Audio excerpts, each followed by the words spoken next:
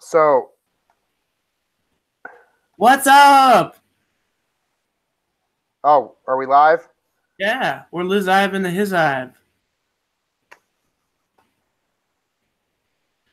Well, hello, I'm Colt Amborn. I do not have a lower third, but we're going to get right on that. And I'm here with Justin Fuller, my good friend and technical consultant. And he happens to know a lot about martial arts as well. No, I wouldn't say a lot, but I definitely like martial arts. Yeah. So, Justin, let's do some stuff. All right, why don't you start off by telling people who you are and what we're doing here? Yeah. So this is kind of a little bit of supplementary information for the Fighting 29th, the Iowa Martial Arts Forum. So we can just like have a more free and flowing discussion and talk about what it's really about. So my initial mission was to kind of look into at least the local martial arts and like show normal people like, you know, what each martial arts entails, what's karate or kendo or fencing or judo, and kind of tell people what it's about and kind of deal with how do you even start, because it seems like a big, crazy, and scary thing. Yeah, and that's a very noble pursuit, because I think everyone has martial arts is one of those things that everyone has some concept of, or something they can associate it with, or has some understanding, but they don't necessarily have that understanding from the level of a participant. So it's something everyone can at least, you know, has admired or appreciated in some form, and that the more people can get educated on it, the more they are likely to participate and enrich their lives from it. So that's one thing I definitely love about your show, and I'm glad to have been a fan since day one. Well, I've been a fan of you, baby. Well, that's true. That's true. You cover, you know, the ground. You know, you're on the ground talking to like they're still real people. They're just trying to make it. You know. Oh yeah. You know, when I first got into writing, it was really just to try to appreciate the sport and the people that are a part of it, and try to share that experience with a wider audience. Yeah, who have you interviewed in the past? Some of the fighters. Matt Brown, you know, top 10 UFC welterweight. He's coming off that big win over Diego Sanchez, and you know, I've talked to him. I met Dan Henderson when I was covering a Tough Enough event in Las Vegas some years back. And it's really one of those things, you know, you just start going to events and you meet people, and then you get to talking to them. And those are the parts I enjoy the most, just having normal conversations at these events while things are going on. You know, and you never know, you know, who's going to be there, who's cornering who. Brian, who's that bantamweight? There's so many fighters nowadays. Misha Tate's boyfriend. Oh yeah. I know it starts with a C. I can't remember, man. But yeah, he was you know, cornering guys at it was a Titan event, or like a Legacy event that was just a couple hours south of here. So you know, you just start going to live events, you run into people all the time, and it gives you a different experience and appreciation for the sport as well. Yeah. Well, actually, those are some pretty big names. Those not just some up and comings. Those are some Ben Camp. Well, I know. Yeah. But yeah. Yeah. I mean, of course, I'm a mixed martial arts fan as well, but I would have to say my biggest passion is in judo, because I think it's a really cool sport that necessarily doesn't get as much as attention as like the more, I don't know, visceral martial arts like taekwondo or karate. So my initial intention was to promote judo, but it's such a small community.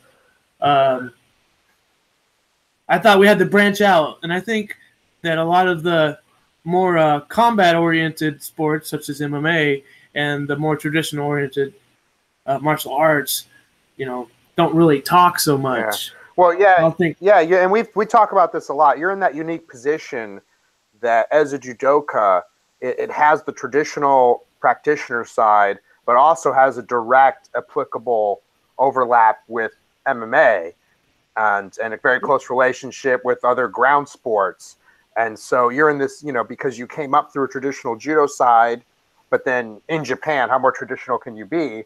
But also, transition to MMA after moving back to the States, that you're in a unique position to really try to bridge that gap and show, I think, people from, so you mentioned, you're trying to reach to a general audience, but also I think, you're going to reach to the audiences that exist within those different communities that you cover, and that hopefully by the other things you cover, you can share that knowledge with them as well. And I think just grow the martial arts community to be more cohesive in general. Yeah. Yeah. Thanks, man. But as far as martial arts, like, what have you trained yourself? I have done some traditional martial arts. Tang Soo Do is what I actually got into as a younger adult, and have definitely practiced jujitsu.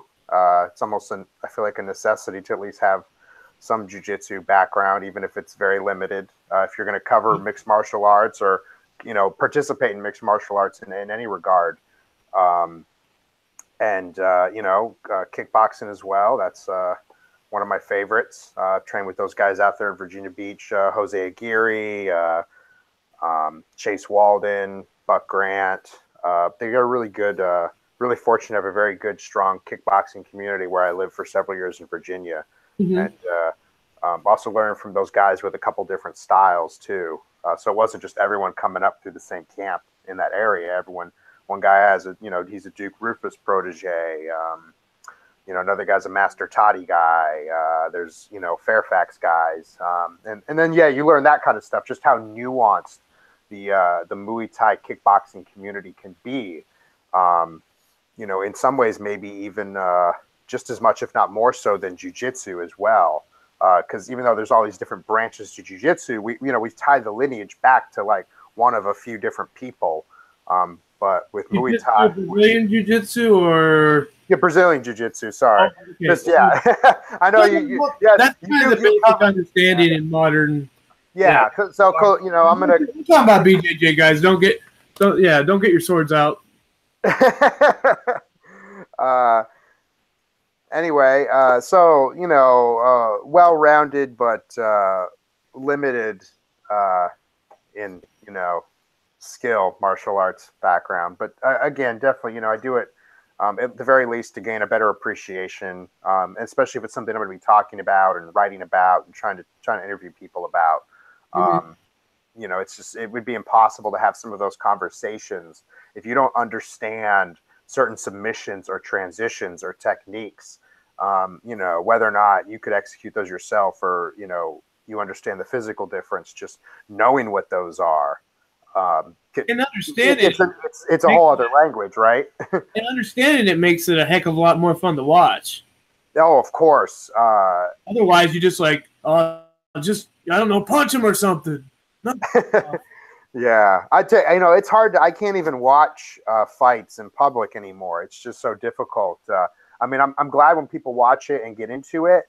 But I just think some of the level of knowledge with the general fan is still limited, especially with regard to the ground. That they have a hard time, I think, appreciating some of the nuance there, and then that can be frustrating. But I definitely love watching it with friends who have, even just a general interest and might want to know more. That's something. So I like to invite those friends to watch it with me, and they tend to get an appreciation out of. If they have questions, they can go, "Oh, what's going on?" So I definitely encourage anyone with a martial arts knowledge to, try to share that, with people who you think might appreciate it, outside your martial arts circle. Then again, it's fun having barbecues and watching the fights with, a bunch of coaches and fighters and other practitioners, because you don't need to talk about the nuance of the fighting. It's like everyone's kind of seeing the same thing. and everyone's like reacting, with that deeper knowledge of what's going on. Actually, I was in Brazil and I got to watch the Mayweather McGregor fight with my buddy. How they react.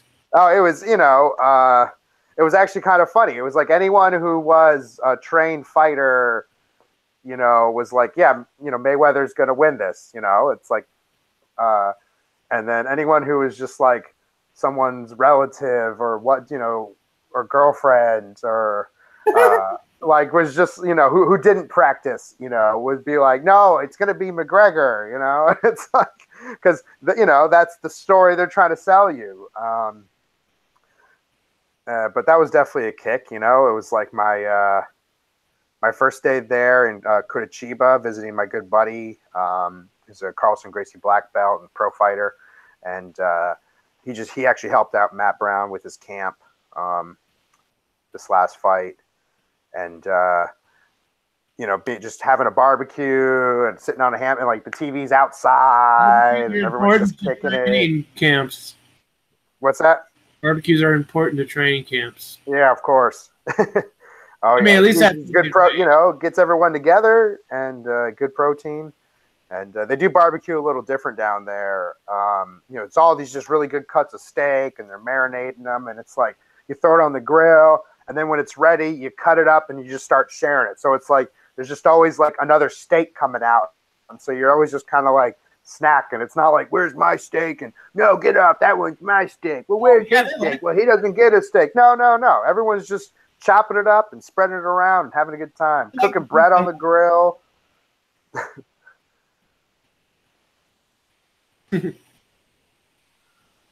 That's awesome, though. What were the gyms like in Brazil? Were they very welcoming to newcomers? Oh yeah, for sure. I got to go to a few.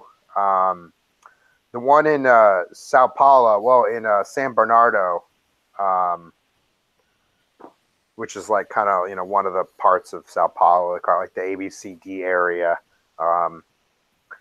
and it was a Nogueira gym, and we just looked it up online, knew it was, about a mile walk. Okay, no problem. Grabbed the gi, figured, hey, they've got some drop-in fee or whatever, they're running classes every hour.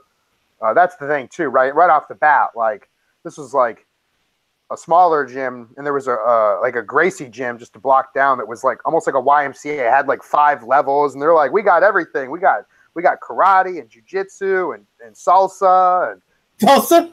Yeah, it was like, and like fitness, and I'm like, this is a 4-level YMCA, but I'm gonna go over here to the little Nogueira gym, and they had classes like every hour for every class, so the participation levels, at the gyms themselves just seem a lot higher than what you might see here.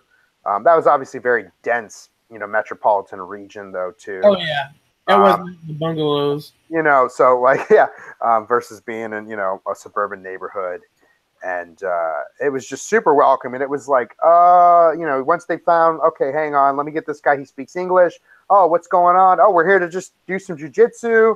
Oh, okay, just come on in. Like, just don't even bother, right? Just come on in. Come up. We'll talk to the professor.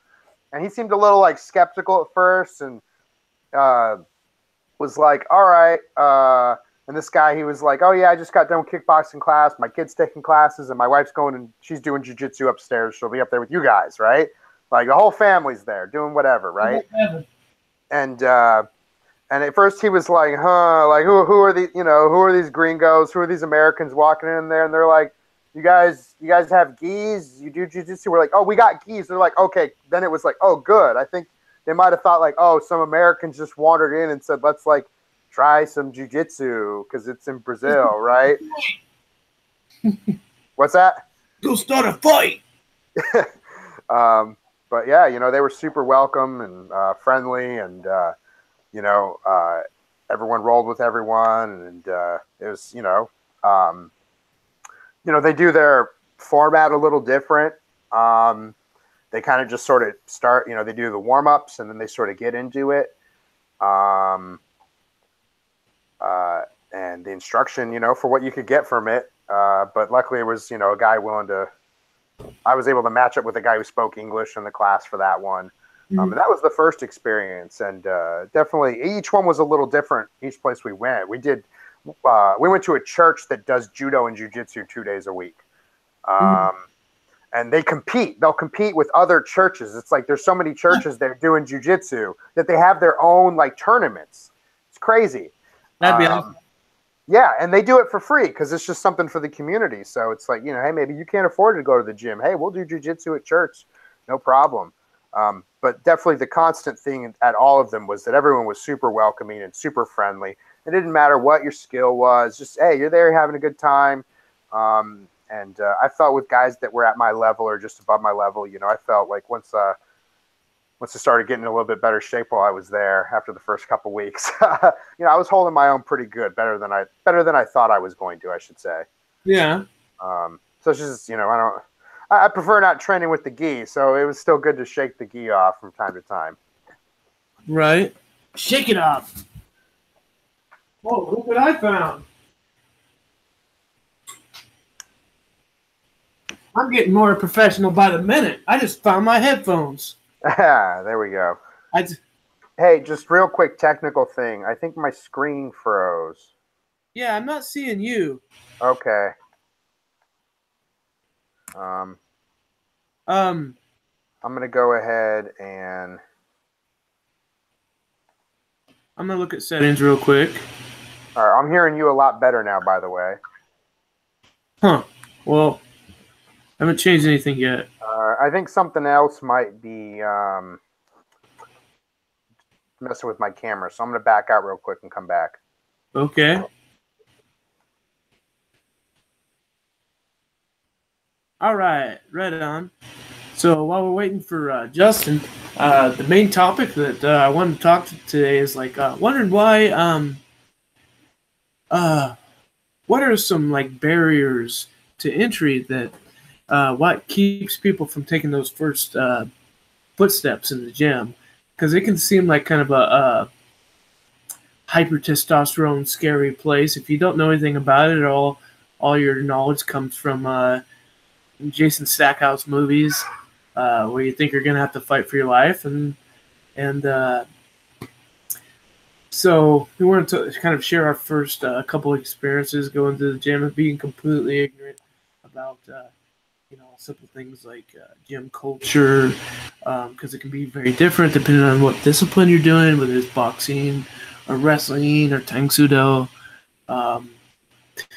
Things that I think could help the beginner know is what's normal and what's not, because you kind of want to have a little bit of a standard, because you might very well be going to a gym that might not be the best for you, or have good people to train with, or maybe the instructor isn't necessarily qualified to be teaching what they're teaching, which is fine if they're doing their best, but if they're taking advantage of people or putting them in positions where they get hurt, that's always something that you worry about. And let me just do some settings here.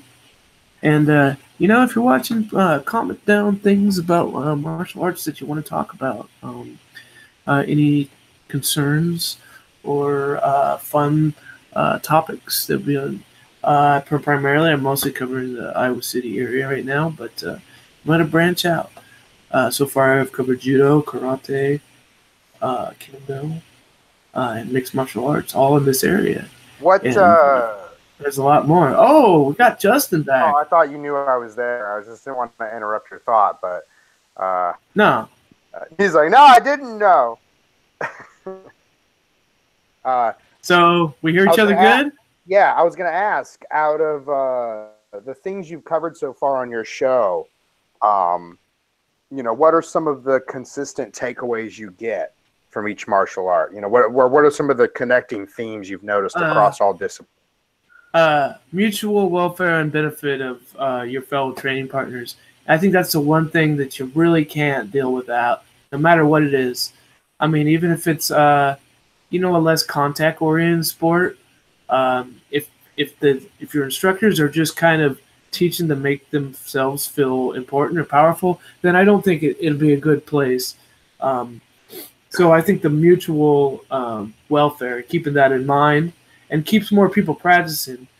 Because it's, like I was just saying, it can be like a very scary place, even if you're in the same country or same town where you come from, because you don't know if people are going to try and smash on you and whatnot.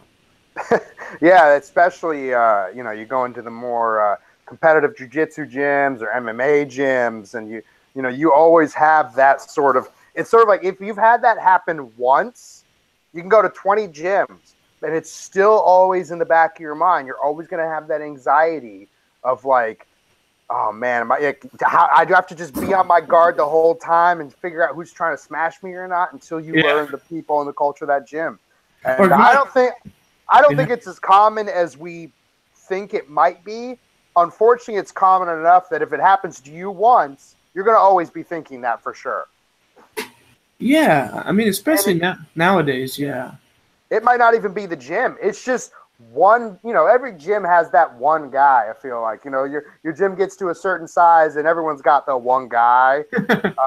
Well, if you're that one guy, don't smash on new people. Like, just don't do it. Like, wait till they get to know you and then smash. And then smash them. I never hurt people until I make friends with them first. Right? Because, or at least, let them know you're that guy so they know it's coming when they're with you. Because that could just turn someone off completely, don't wanting to join that. They'll be like, I'm going to start interpretive dance, something else, another life choice. I make bad life choices. But you could have done it. You could have done it if somebody wouldn't have been a dick. Well, I think it's important for people.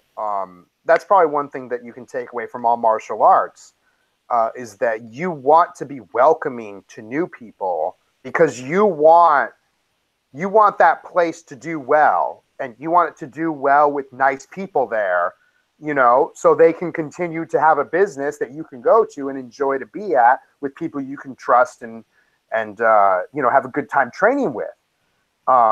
So you want to, so it's almost like behave the way you want, others to attract the kind of people you want. But if you just smash on people, you're going to only get those kind of people. I think we can both think of one gym in particular, where that culture is very prevalent of if you can't hang it too bad and they only want the meanest people there, and that can create a whole lot of problems too. Well, that's kind of the Cobra Kai mentality that I think. We'll call it that. We won't name any names.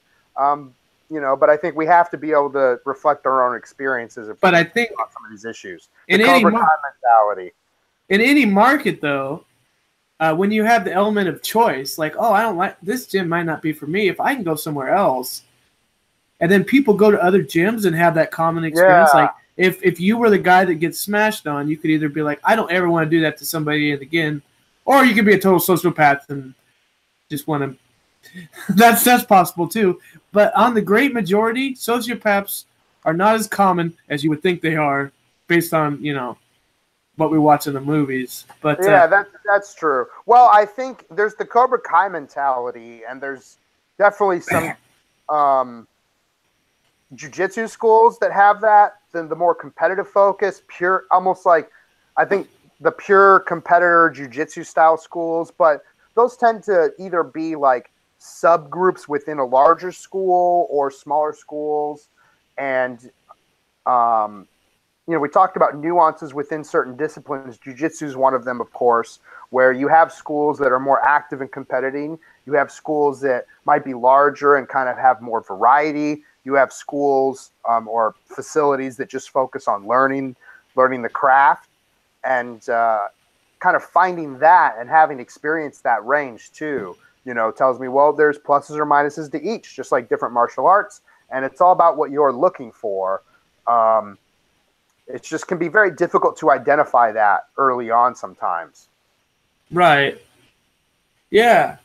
But hopefully it's getting a little better since more people are training multiple disciplines or different gyms. I think the whole it's the whole wax on, wax off, kind of weed people out. Only these, Callaway, that was his name. Callaway. I knew it started with a C. Yeah, I think now even instructors have a greater responsibility than ever to like be good to their students. He was cornering Tim Elliott that fight before he came back in the UFC. It's all coming back to me now. My memory can be a little wonky. That's right. Yeah.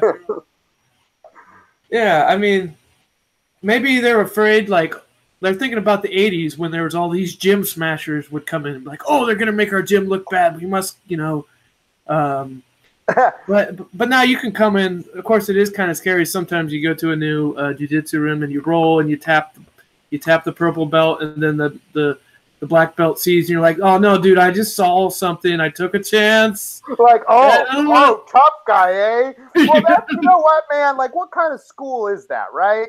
Well, I mean, some way you made your own bed, but it's like... I mean, not really. I mean, you didn't know how good he was. He's wearing a purple belt, so you can expect... So that's the thing, man. I mean, there you go right there, though, about certain schools. But I can understand, though. We can do 5 hours just on belts. Right. I understand how high ranking, once you get a black belt or get upper, it makes you kind of feel somewhat insecure, or it can, if you feel like that represents you. Because, you feel like you always have to prove yourself? No, not always, but I feel like if or like you have to hold yourself to a different standard if you're going to wear it. Yeah, you hold to a different standard. I wouldn't think anything malicious, but every now and then, you know, I let a white belt. Well, let him try and get somewhere. Let him like work this choke, and then you're like, uh-oh. He's a little stronger than I thought he was. But I was like, I'm not gonna give it to him. I was like, I'm not gonna give it to him because he's gonna tell everybody that he got me.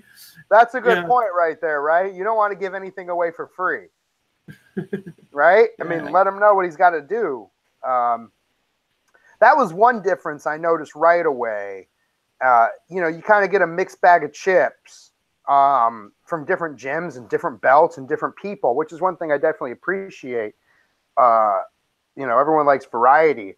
But when I would end up having to roll, and this happened in multiple places, when I would roll with someone who was just like very right from the get-go, you know, multiple levels better, and like, without even betterer, right? Like just, you know, very significantly better, that they would, I wouldn't say play defense, but just sort of like let me work it, you know? They weren't trying to, we're getting some, okay.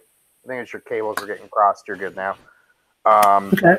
You know, they would definitely, like, they weren't trying to smash, you know, and they weren't just trying to like put you in a position and make you work out of it and bully you, or, you know, just tap you, or they weren't frustrated. They would just kind of go, oh, okay, this guy's not that good, so I'm just going to go here and see what he does. All right, okay, he's did that. Oh, and it was sort of like if I made a mistake, they took advantage of it right away. So it was like they definitely just started playing teacher to you automatically, like, oh, all right, here, oh, did you do that right? Nope, now you're gonna pay. But it wasn't just like make him pay because he's not that good. Yeah, I mean, honestly, you get more out of it as a more experienced player. If you do that, then just smashing newbies, I mean, that's like catching bluegill, you know? You can't even eat them. Yeah, and especially with the gi, because it's like, I mean, I feel so limited in the gi with my knowledge of options that I end up kind of being a lot more defensive until I get where I want to be. And I, of course, felt more comfortable during the no-gi sessions. And, I mean, I think one of the things about no-gi is because some of those tools get taken away, you know, you can be very proficient with a couple moves and work those on people that would be otherwise, you know, much better than you. But because I think you don't really know where people are if you don't know those people in no-gi, because there's no belts. So someone might, you know, not necessarily be as cautious or expecting certain things, and that you can just really work a couple submissions very well and work those on a lot of people until they see. And here's the problem, though. I go, all right, it's going to work on the blue belts, but then when I get the purple belts, like, if it works, it's only going to work once, and it's never going to work on that guy again. He's going to see it, because he's going to see it coming, and then, like, I might have like a second option, but like he knows like he's gonna go. Oh, he ran out at some point. I'm running out of options very quickly, and he's gonna go. Now I got you because I saw it coming, right? Like, and then you're quickly exposed. So while there's that slight going, oh, I feel a little bit more competitive. It's short-lived for sure. Well, with the cross training, which brings another thing, like the gym culture, like a lot of jiu-jitsu gyms, they might have somebody that has a judo background or a wrestling background, and they're not as inclined to kind of resolve to a bottom position, and that can cause some conflict because the nature, the way the rules are designed of the sport are a little less, amicable in certain ways. I'm using words I don't need to use. But but the different gym culture, like I'm using an example that I know, but I'm sure with karate and boxing, stuff like that, they could use other stuff. And make it feel like since you have another skill in another discipline, you're not going to completely start over. But sometimes, like forget everything that you can do already, but I think if it's something where there's a competitive aspect to it, you are going to instinctively, that's what you're going to do. You're going to be then looking for whatever advantage you can get in those situations. But that I think when you're going through the process of learning the new discipline, you really have to do it from going, I'm wearing a white belt now. Like, that's Josh Barnett's talked about that, where he's like learning karate because he's got a guy teaches, you can go to class and he's like, got a white belt on, I'm doing my katas and kiyas, because you got to go back to being an infant to learn that if you're learning it. Because if you start making assumptions, you might miss something along the way that you brushed over that can become important later on. But then when you start competing, though, you're going to do what you're going to do, and you're going to take any advantage you want. And coming from a different discipline is going to throw different things at that guy that he might not be expecting, even if it's more novice than his level, for sure. Like you had a wrestling background prior to doing judo. And I'm sure that, especially since you competed in Japan under rules more favorable than here, I'm guessing, right? If I remember. Yeah. Like that's something that probably went into your mind competing. Well, that's the craziest thing. You think it would have been the strictest place, but I know I did some moves that were like not necessarily part of the curriculum to win. And they were just like, cool. It's not against the rules. It wasn't then. It wasn't then, but I put this poor kid in a cow catcher when he tried to fireman's me, and he totally didn't know about it. And he said, "Oh, that's a pin, hold down." And then he started like kicking his feet, and I was like, "Oh man, I feel bad because he didn't even know about that. They didn't train that." And then technically that was against the rules.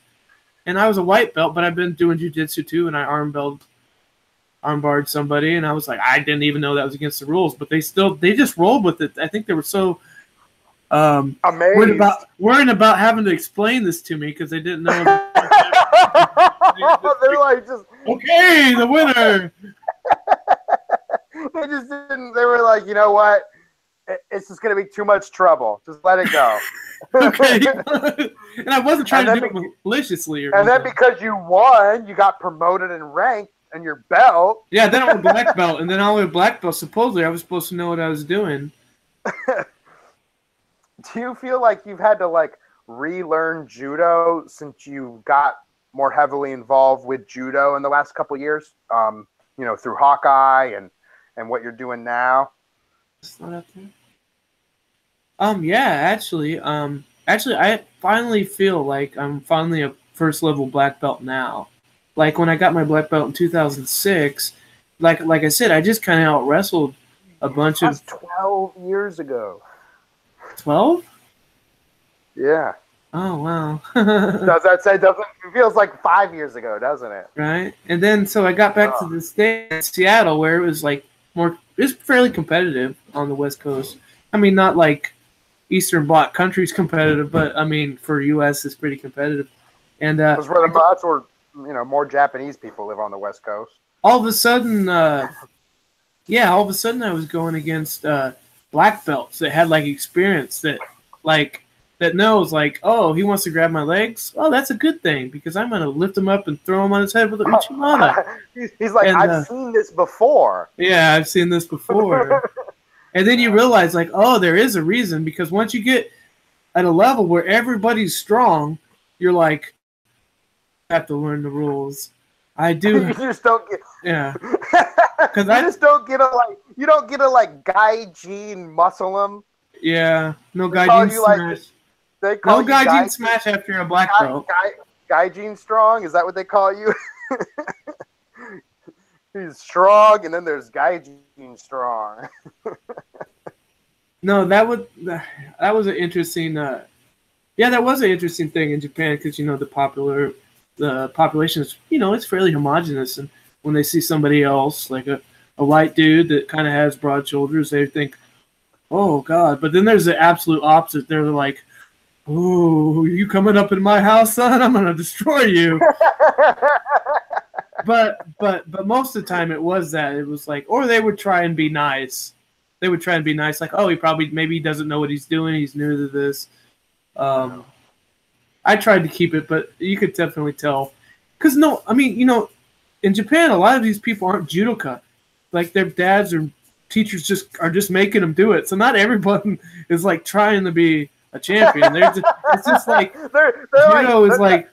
Not everyone's there, like, 100% voluntarily, is what you're saying. Yeah, yeah. So it's not really fair, because... You might get a bunch of wins, and you find it's like, oh, those guys weren't even really competitive. That's kind of like being like the best guy at something in PE class. Like, all right, you're like number 1 of 30, but like 23 of them would rather like just not even be there. Like, and the others, they don't even like that sport. So congratulations. Right. It's like, I didn't make the baseball team, so my dad wants me to do judo.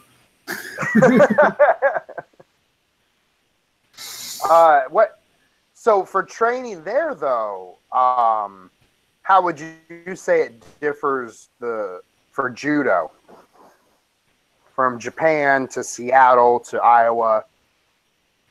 Oh, it was a lot more standardized. Just about every gym you went to, there was like a pretty set curriculum. Some of them were a little bit. You had more advanced players to go with, but in the States.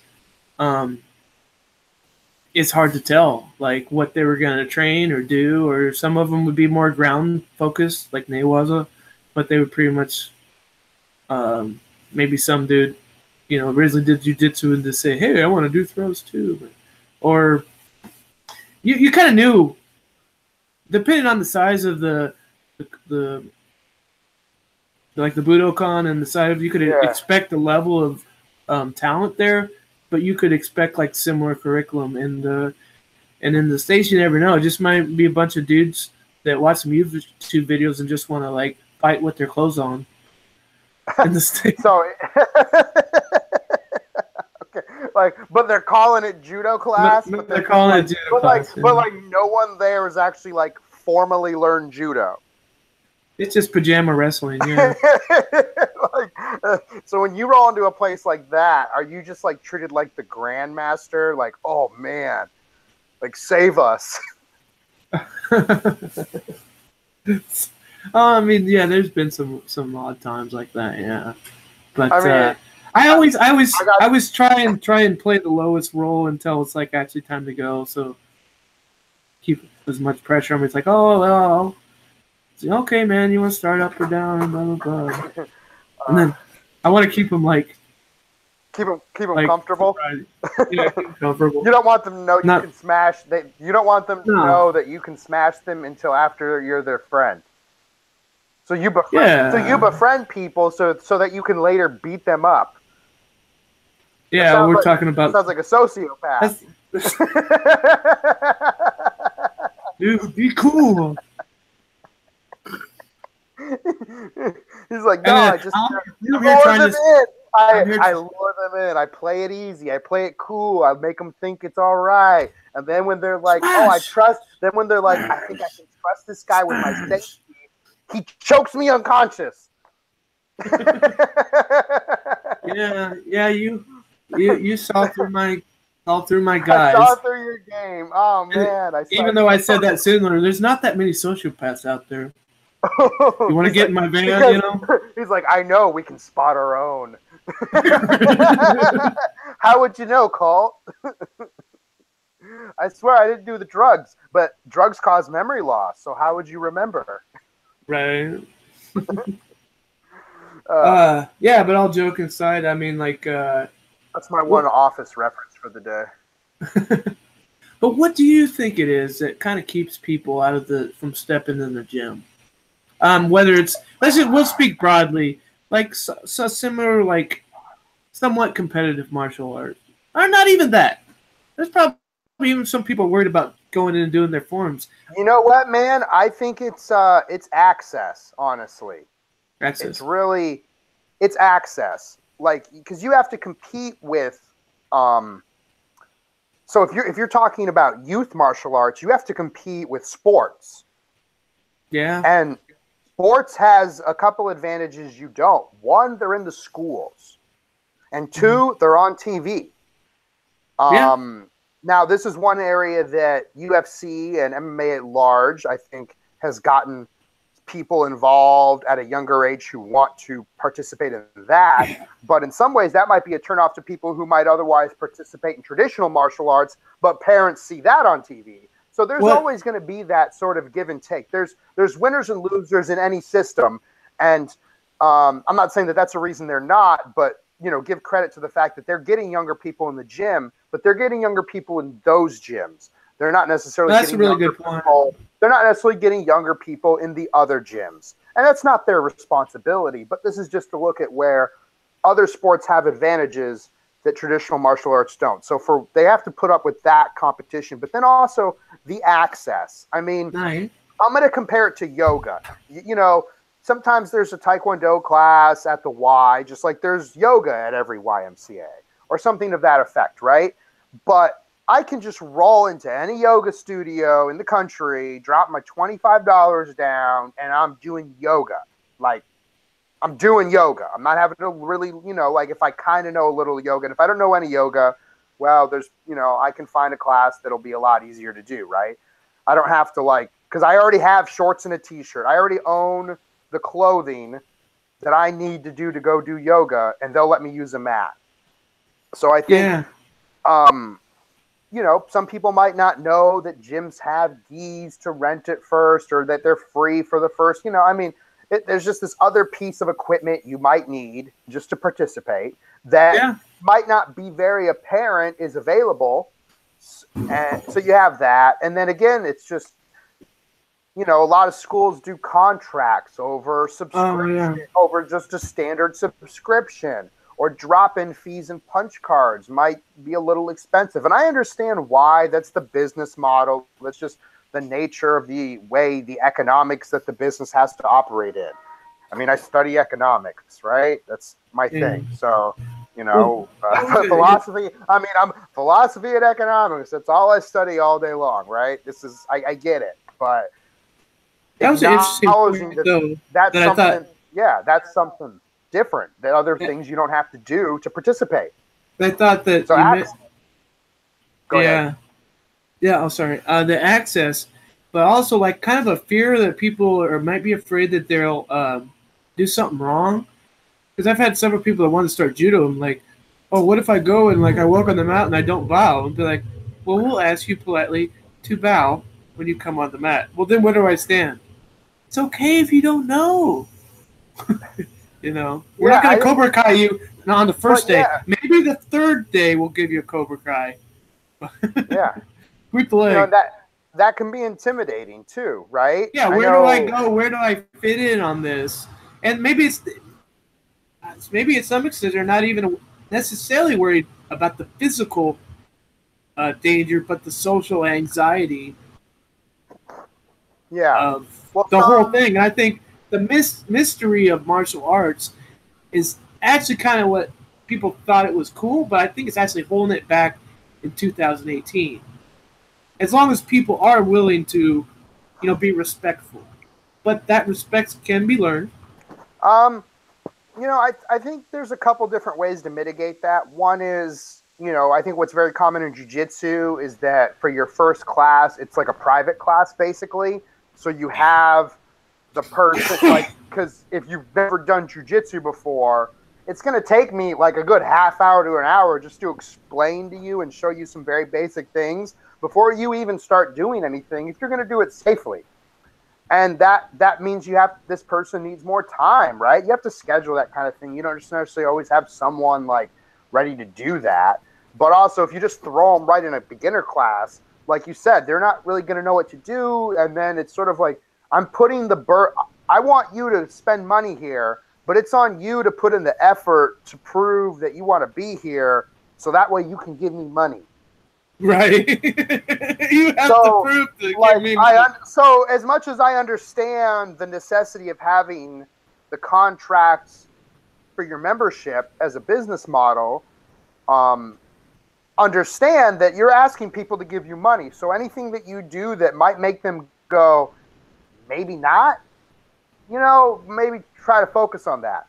I think one thing that would probably work effectively, but if you had the right people, and I've seen this done to some degree, is you have them go to the class, but you just give them a buddy, and this guy's going to be your buddy. Like, here's, so-and-so's a blue belt, and he, hey, we give him a break on his membership dues anyway. So guess what? You're going to be helping me out when I have new people, because that goes back to what I was saying at the beginning. If you want, like, where you train to always be around, if you want those coaches to always be there, you want that school to always exist, then don't do anything to make it harder for them to get new people so they can stay in business. If anything, you should be actively welcoming new people. So, when you have a new person there, buddy them up. So someone's there to sort of, answer we've both seen that just sort of happen organically, but trying to formalize that as a gym would be a very good idea, as far as when new people come in, making sure that they are not turned away because of any misunderstanding. If they don't want to train there, you want it to be because what you're offering doesn't match their lifestyle or goals or desires, not because they misunderstand a nuance or, some technical detail of decorum at the beginning of your class. Mm-hmm. Yeah. Which, like I mentioned, doesn't really exist in Brazil. No one's lining up and bowing at the beginning. They might line up and just give some information at the end. They definitely do the handshake thing, That's the thing I kind of dissent on. I like the bow. I think the bow is more solemn. And I bow, and then they still do the bump. And I'm like, okay, dude, but we already bumped. After I bow, I'm going. All right, I'll give you that one. So for you, it's either bow or bump. I don't got time for both bow and bump. Yeah, all right? That bump takes forever because especially if it's like there's 30 people there. It's like this snake train, Yeah, right. Yeah, you do the bump. Because then some people even, like, if you let somebody up from a takedown, then they'll do another bump. It's like, no, man, just keep going. Yeah. But I guess you do want to know, like, hey, thanks for letting me back up, or hey, I could have set you down hard, but I didn't, but I guess it's at your own interpretation. It's at your own interpretation. Yeah. I guess I don't really mind. It's just a little annoying when you're trying to get a good workout in. It's not like the only time I would really get annoyed by something like that is if I was like actually training for a match.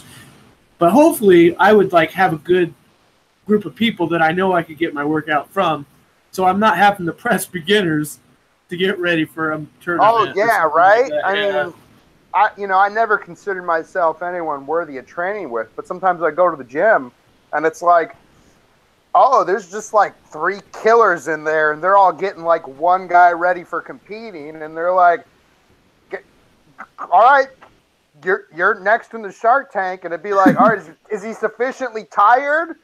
And I'm fresh. All right, I'm good for like 1 round, just to make him work hard. And then work good. I don't know karate, but I do know koreis. Yeah, and just give me 2 minutes after he's been in there for an hour. Skip me on the next one. No, it was when Antoine was getting ready for ADCC Worlds, and it's like him and Carlos, you know, and then there was like 2 other guys, you know, at least a purple belt and a brown belt. And then I was like, oh, I guess there's no class today. No, get your butt in here. Oh crap. You know, they're like, you weigh 200 and whatever pounds. Guess what? You're a big body for him to like work hard and grab, you know?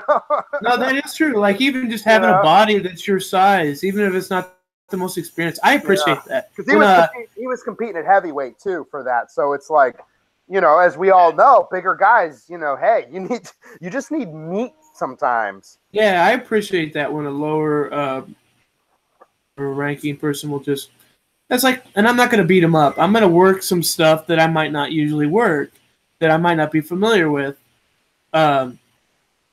instead of like beat them up, because they're doing me a favor if I just need somebody to train with. Yeah. Well, it definitely worked out in that situation. He was already, by the time I got there, he was already tired. Like he was already on like round 5 or 6, you know? And so I'm fresh.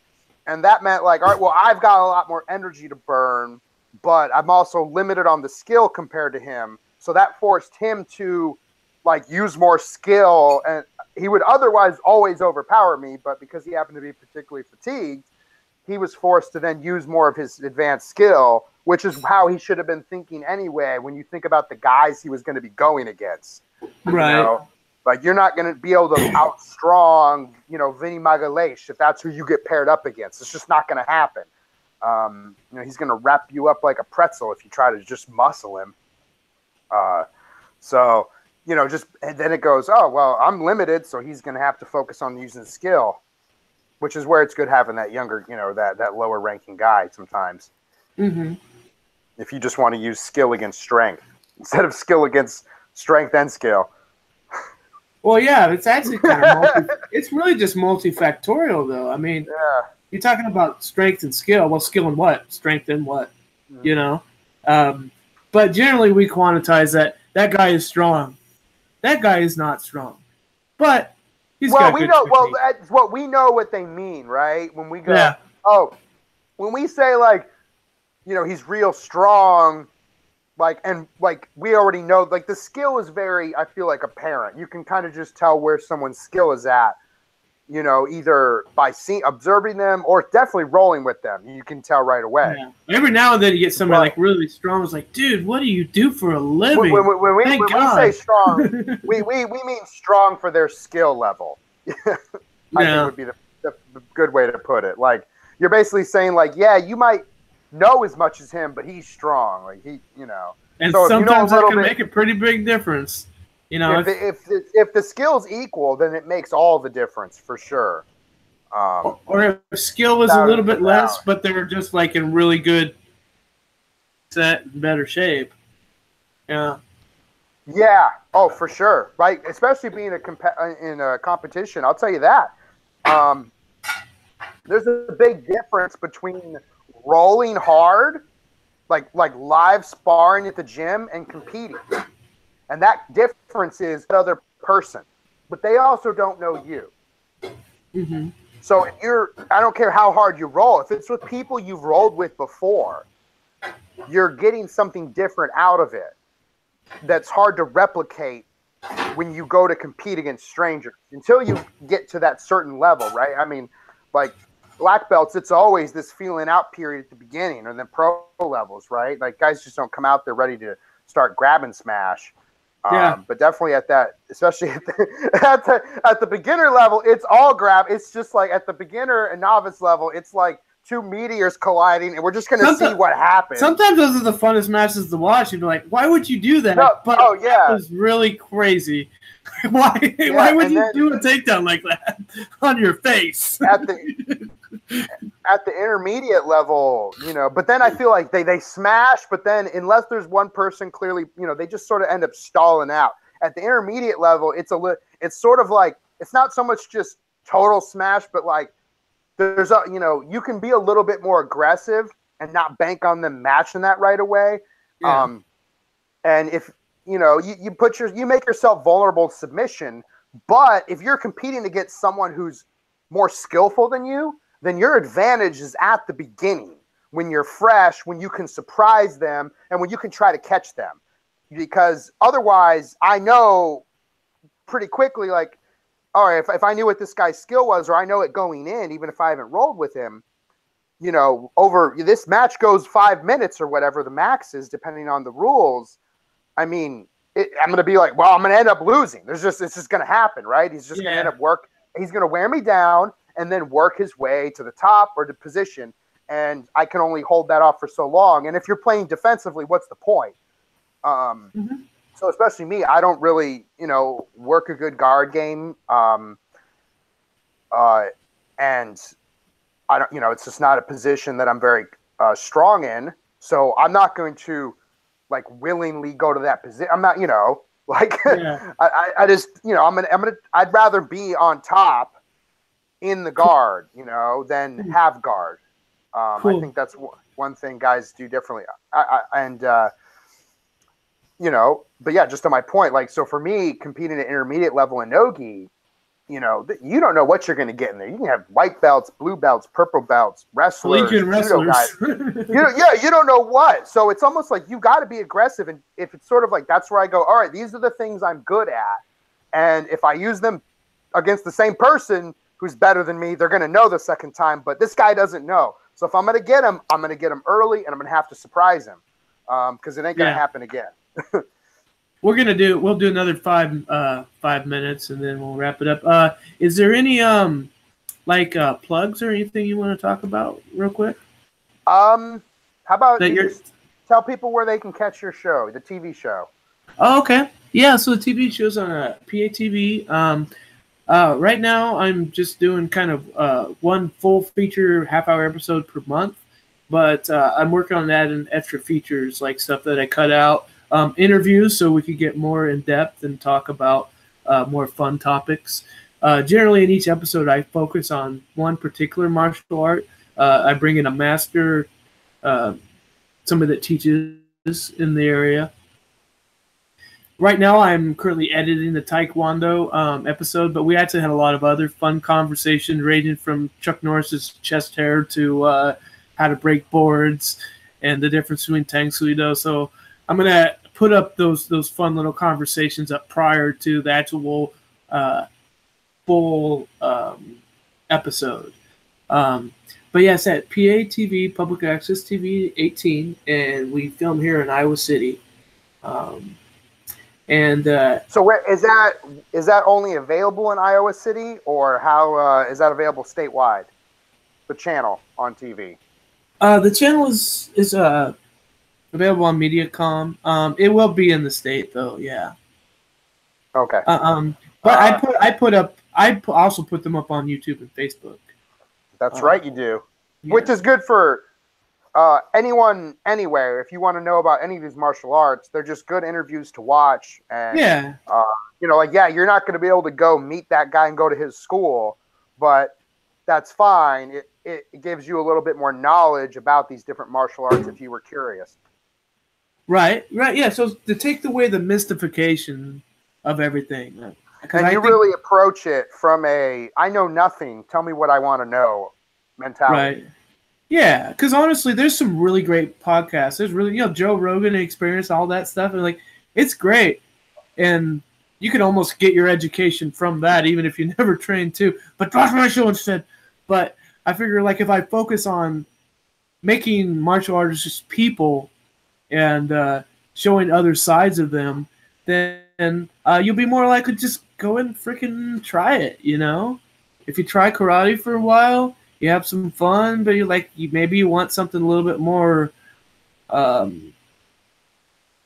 don't know, just something different. Like if you want to grab people and throw them, or if you want to armbar them, or if you just want to do everything. I want to open that door and make that not so scary. There's not that many Cobra Kais out there, not anymore. We usually find them. And we'll talk about in the future, how do you recognize that if that's not where you want to be? Because I think that's something we could talk about too. But it's not nearly as a scary place. And your instructors generally, they want you to succeed. You don't have to climb the mountain and they hit you with a stick, unless you insulted their mom or something, which sometimes that happens. Sometimes mother insults just fly off the rim. I mean, nobody means. It's the heat. It's the heat of the moment. Everyone has a mother. No one means it. All right.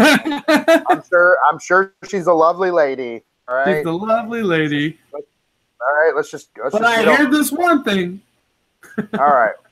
Well, that's a good place to end it. We'll work on getting this smoother and better, and hopefully people can give you some feedback and let us know what you want to hear about. Justin, I think we went down the rabbit hole a little bit, but I think we stayed on topic, and more to come in the future.